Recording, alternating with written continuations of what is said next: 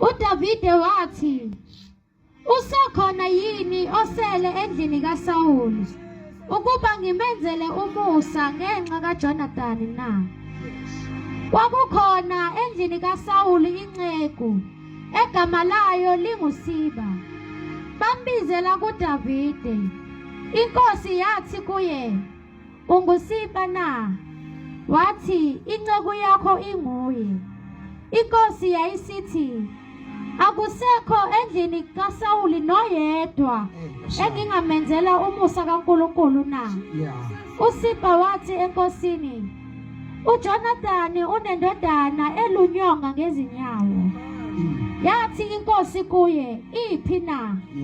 uSiba wathi enkosini, bheka, isendlini kaMakhiri indodana ka-Amiyeli eLodibhari. eLodibhari. Usenendodana elunyonga. Leyo ndodana iseLodibhari. Genesis chapter 18 verse 14. 7 Bishop egameni kaJesu. Genesis chapter 18 verse 14. Yes, 14 iphela.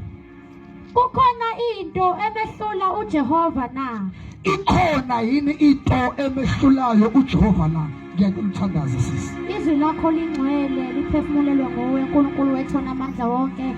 Sesikhona kule ndawo sihlangana ukuzoza ukukhuluma kwakho uNkulunkulu wethu ongcwele. Elithi izwi lakho ukukhuluma kwakho kuvula iminyango, ukukhuluma kwakho luvula abangaboni babone. uNkulunkulu wethu ongcwele sikhona kule ndawo ngenxa yezwi lakho esilangazelela ukuba likhulume nezimpilo zethu. Khuluma ke uNkulunkulu wethu ongcwele ngomntana wakho sikulalele. Sifuna ukuzwa izwi lakho egameni likaJesu Kristu waseNazaretha. Thank you Jesus. Amen. Hallelujah. Lana bazona sifunda incwadi ka2 Samuel chapter 9. Lencwadi ibhalwe uGandi noNathan. Amen. Ibhala ngoDavide. Amen. Manje into eyiproblem la ayibhala ngayo, ibhala ngomuntu owomusa. Amen. Hallelujah. Hallelujah. Kahle kahle isimo sasidinga umusa. Isimo esasikhona ngalesa sikhathi sasidinga umusa. Amen. Kanti kunomuntu womusa. Umuntu womusa, umuntu awutaka baba, umuntu lona impilo yakhe ethema ibhekeka kwabonakala ingeyinhle kahle. Alibonga igama lenkosi. uDavide njengoba kubhalwa ngaye nje, kubhalwa ngomuntu nakubo owayedelelekile, ngomuntu nakubo wayebukeleka phansi, ngomuntu ngoDavide umuntu owamlethe ayikho into engenzeka kuyena.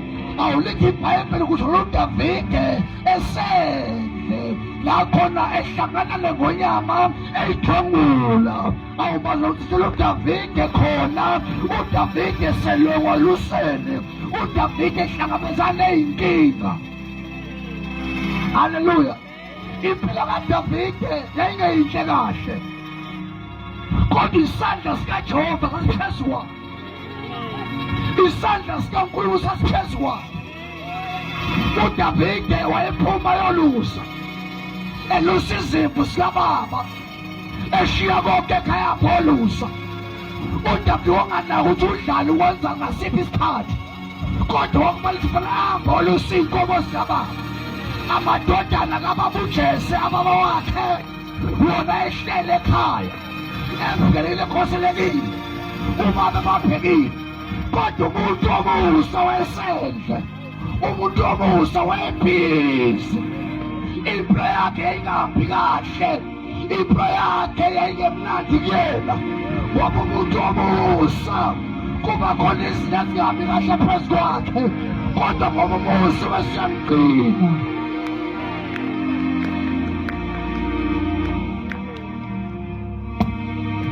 Ukuswelekile umusa. Lento umusa inamandla. Na ukuzwakala uDavide ubuya la ebuya khona, ufika ngaSawuli uthi ukhona yini? Oyedwa, ayabaningi, umuntu oyedwa ukuba ngimenzele umusa, ngoba umusa kubonela kimi. Umusa kaNkulunkulu akawubonanga umuntu, akawuzwanga umuntu, kodwa ubone kuyena. Umusa umthole waluseni, umusa umthole enkingeni, umusa kaNkulunkulu ngoba uyatholana. Umusa kaNkulunkulu uyayiphehla indlela la ingekho khona. Umusa kaNkulunkulu uyakulwela la manje sephele khona la ukulo sengasekho khona. Wafika kwakuyisikhathi somusa, musa kaNkulunkulu. Lo Davide ayofumene kuzokale buza, kanti ubuza kubantu abangofanele umusa. Mabebheka kubantu bahle ba-right, kodwa kunesikhathi somusa kaNkulunkulu. Wathi ukhona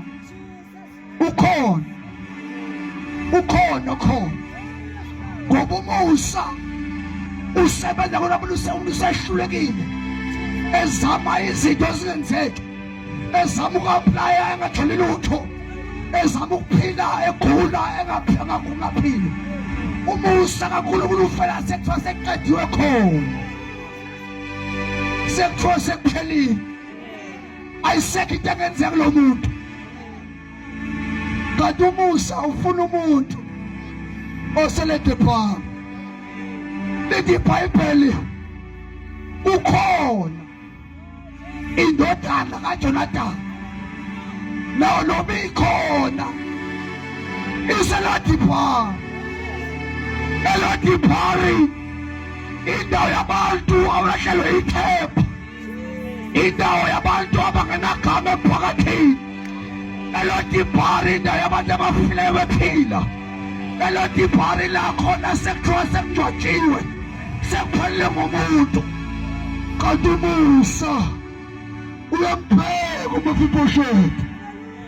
Musa kaNkulunkulu ulala kwakhe lokho kwakhe, isandla somusa simphekile simjongile. Wafika uDavide wathombizela imbizelo. Lithi iBhayibheli mayephuma eLodipha kuphuma umuntu olunyongo, kuphuma umuntu odelelekile, ongakwazi ukuhamba, ongakwazi ukuma, nokuthi nethemba kasananto, nomuntu usefile ngaphakathi ukuthi ayisekho into engenzeka kuyena. Kanti umusa kaNkulunkulu, umusa kaSimakade usufikile wamkhipha eLodipha.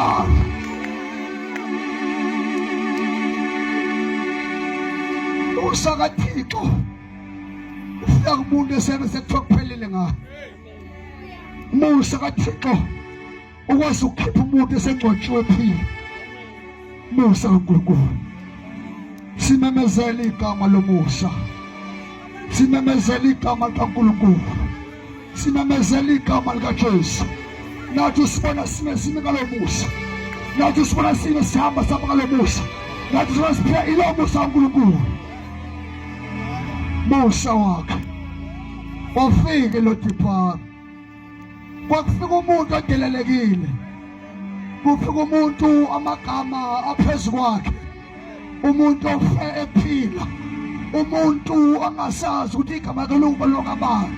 Kodwa uthema ufika umusa phezu kwakhe, kwaqala kwashintsha izinto, kwaqala kwashintsha amagama. Lithi iBhayibheli wakhuluma uDavide phezu kwakhe, wathi kuyabuyisela namhlanje konke okudliwe yisitha, okudliwe isikhonyane, ngoba uNkulunkulu masefikile. uJehova uSimakade, umavula avaliwe, uAlfa noOmega, ungile nguye, wayekhona umhlaba kaselwa, uyayishintsha impilo yomuntu. Wafika kuDavide kuMefibhoshethi. Lithi iBhayibheli wathi mayefika kuye yashintsha ileveli abantu abamphiya ngayo. Wathi uDavide esekuhlala nawo namakhosi, sidle nawe nobaba. Lithi iBhayibheli wathi noma ehleli wembathiswe ngokuba emhlophe, kumbathiswe umuntu oyisahluleli, kumbathiswe umuntu onamagama abantu, kumbathisa umuntu ohlulekile, kumbathisa umuntu ongenanto, kodwa ngoba usefike phambi kwababa sashintsha isimo. Sesiyathandaza soka lu-Abraham benosara. Lithi iBhayibheli basele badala bengafumani abantwana. Ngoba umusa bazalo, ngoba umusa. Ayekhona amagama abebizwa ngawo. Jona Sara uyinyumba, awuzali, awubheke Sara, iminyaka yakhe ingakanani, awunamntwana, yabazalwane. Amagama ayekhulunywe kuSara. Lithi iBhayibheli wathi masefika uNkulunkulu wakhuluma nabo, wathi Abraham yokufumana umntwana.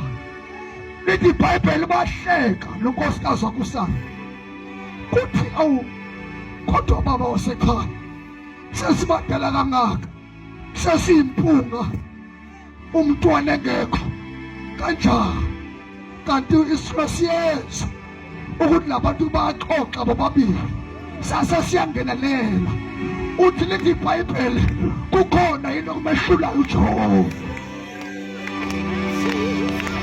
kukhona yini okumehlulayo uNkulunkulu. Nkosi yami, kukhona yini? Wathi angibuze lapha loDipari, kulomgodo kuwo, kulonkinga kuyo, kukhona yini okumehlulayo? Kukhona yini okungenzeka kuye? Wafika esemdala, esempunga, esedelile, kodwa masefika umdala wey'nsuku, okudala kuyedlula, kuphela kusha. Okudala kuphelwa indawo, usekhona umdala owayekhona, umhlaba ungabibikho. His name is Jesus.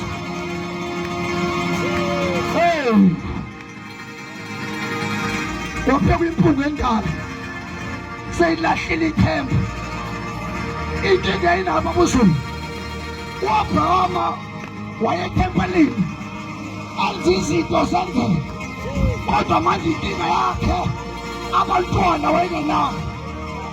Kwakufika omama bezocela umthandazo ngabantwana babo. Inkinga yabo abanabo abantwana, inkinga yabo abayumba, inkinga yabo abazali. Kodwa kumele kufike omama bezokhala, bakhala kuSara, bathi Sara kwenziwa kanjani ingane amahlupho? Sara, ingane amayingane kwenziwa kanjani? Bakhuluma kumuntu olubuhlungu, ongabathola abantwana, ebusheni bakhe akabatholanga, weze waguga akabatholanga. Kanti uLaJobe kuphi? Kaloku lulukuphi? Hayi icebo lakhe, hayi icebo lakhe likefinje umuntu, icebo lakhe.